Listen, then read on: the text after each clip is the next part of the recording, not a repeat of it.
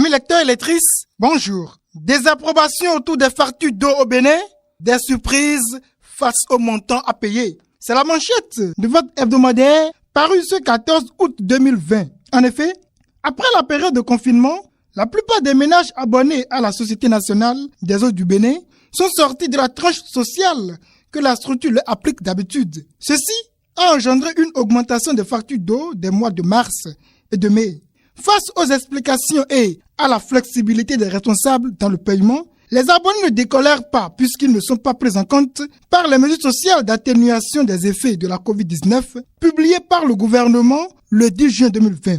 Ils devront solder leurs factures pour ne pas avoir leur compteur retiré. La rédaction fait le point de la situation et donne la parole aux abonnés et à Aurélien Routondi, directeur commercial du marketing et de la qualité à la SONEB. Jeune, comment peux-tu éviter le conflit de génération?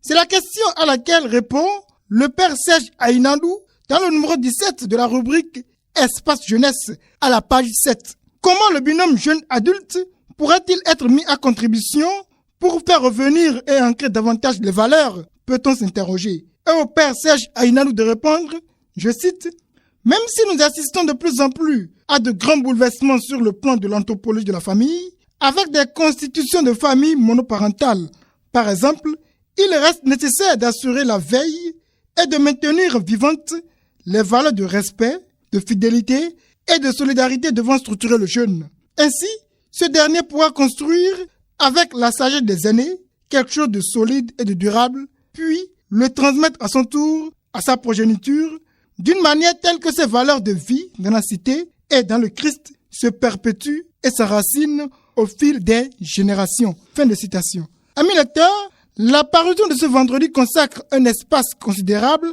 à l'actualité religieuse dans les diocèses du Bénin. Le dossier de cette parution s'intéresse à l'ordination presbytérale à Abomey et à l'admission de 4 diacres dans l'ordre du diaconat à Lokossa et à Dassa-Zoumé.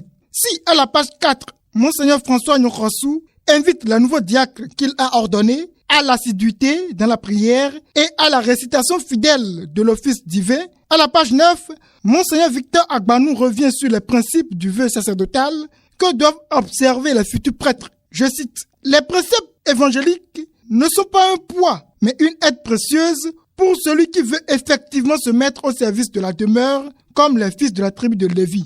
Votre unique épouse, c'est l'Église. Vos enfants sont les fils et filles de Dieu, vos frères et vos sœurs en humanité, chercheurs de Dieu comme vous. » Fin de citation. Parole donnée ou dévaluée, c'est le titre de l'éditorial du père Serge Bilouzon qui analyse la promesse des chefs d'État en Afrique face au pouvoir politique.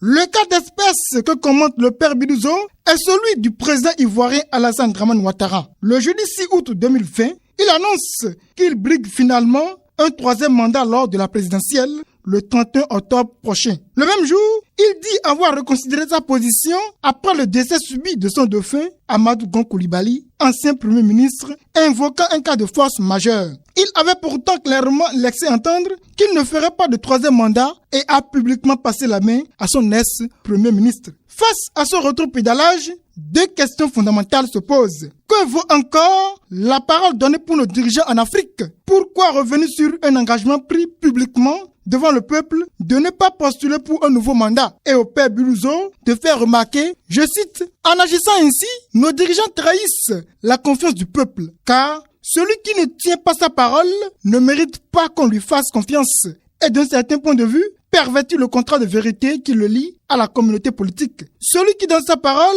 la donne en gage et ainsi s'engage à la tenir.